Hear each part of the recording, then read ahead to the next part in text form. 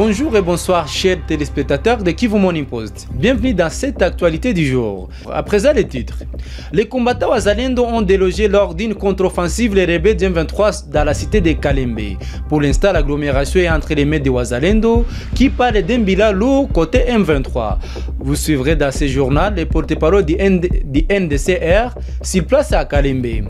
Pendant ce temps, l'Angola accuse les rebelles du M23 de violation du cessez-le-feu. Ces informations et d'autres seront développées en détail dans ce journal.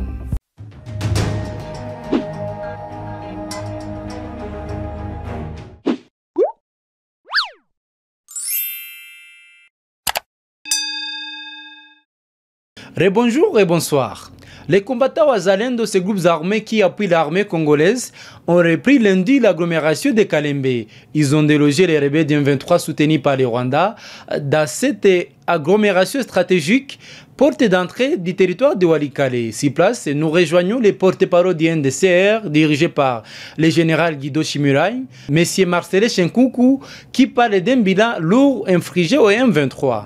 Hier, après avoir délogé l'ennemi, parce que sa joie n'a été que de courte durée, nous l'avons délogé avec une puissance de feu hors norme. Cette fois-là, l'ennemi a pris fuite, a fait une débandade dans trois axes, dans trois directions, notamment l'axe Ioula, et l'axe dans les collines à droite du côté Massissi, et encore les autres sont rentrés directement à Kashuga. Alors, la situation, on s'est réveillé, depuis très tôt le matin, la situation est calme. Mais ceux qui ont fui du côté Ihula voulaient se rassembler ou se joindre aux autres qui se retrouveraient déjà pour vouloir attaquer et couper la liaison à nos hommes et ressortir par soit Minjenje ou Mpeti. Mais heureusement, on avait déjà pris des précautions.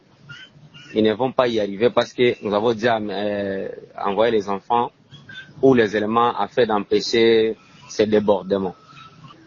Non, à la population qui nous écoute, de se rassurer que, tout d'abord, le VDP contrôle Kalembe depuis hier après-midi. Ça, c'est de 1. On donne assurance à tout le monde de vérifier de la manière que vous pouvez. Ça, c'est de 1. De 2, on ne va pas abandonner. De notre côté, on a eu 4 blessés. On a eu 4 blessés et nous avons perdu 2 de nos hommes qui sont tombés sur le champ d'honneur. Nous avons retrouvé plus de 47 corps de l'ennemi et nous avons demandé à la Croix-Rouge d'enterrer. Ce qui a montré la différence hier, dans les fronts d'hier, c'était que le commandant des VDP, le général Guidon lui-même, était sur la première ligne de front et qui, en tant que commandant de tout le VDP, en tant que chef, le fait que sa présence soit sur la première ligne de front a rehaussé le moral de tous ces éléments et voilà pourquoi même le front a pris une autre allure et a pris une autre forme et c'est ce qui a fait de sorte que tout le monde a le moral rehaussé jusqu'au bout. Voilà. Pour l'heure, aucune communication du M23 face à cette situation. Le président de la jeunesse du groupement Kisimba dans les territoires de Walikale ajoute que depuis ce matin, les habitants vaquent librement à leur occupation. Suivons M. Samuel Kantebe, joint par Kivu Morning Post. Il y a eu échange de tirs à Kalembe depuis l'avant-hier, mais pendant la journée d'hier soir à 14 précises, les éléments de Wazalendo NDC rénové et APCNS, ils ont fait l'offensive. Ils ont récupéré encore le village de Kalembe à territoire de Massissi ainsi que dans le territoire de Walikale. Et la situation est relativement calme et la population vague librement dans la zone. Et sur l'axe Ihula, il y a eu aussi échange de tirs. Les éléments encore de Wazalendo ont fait empêcher, barrer la route contre les éléments de M23. Et à cette heure, vraiment, aujourd'hui, la population vague librement dans les zones. Il n'y a pas de souci. Je pense qu'aujourd'hui, il n'y a pas d'échange. Les zones là où il y a eu des tirs hier, vraiment c'est calme, il n'y a pas de souci. Vraiment, la population était contente de voir encore les Wazalendo dans les zones parce que les zones étaient déjà occupées par l'M23. Mais après récupération de la zone, la population a accueilli vraiment, ils ont accueilli leurs fils, leurs enfants du terroir, vraiment, il n'y a pas eu de souci. Suite à la reprise des combats dans l'est de la République démocratique du Congo, l'Angola, médiateur de la crise entre la RDC et le Rwanda, dit être préoccupé et accuse les rebelles du M23 des violations du cessez-le-feu. Explication avec Ben Mouhima.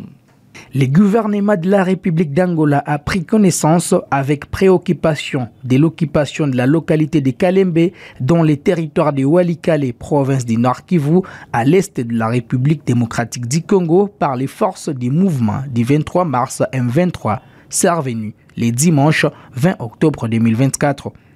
Cette action constitue une violation flagrante des principes et de l'esprit des recommandations et décisions de la réunion ministérielle du 30 juillet 2024 ainsi que du cessez-le-feu convenu entrer en vigueur à minuit le 4 août 2024, a déclaré le ministère des Relations extérieures de l'Angola dans un communiqué de presse ce mardi.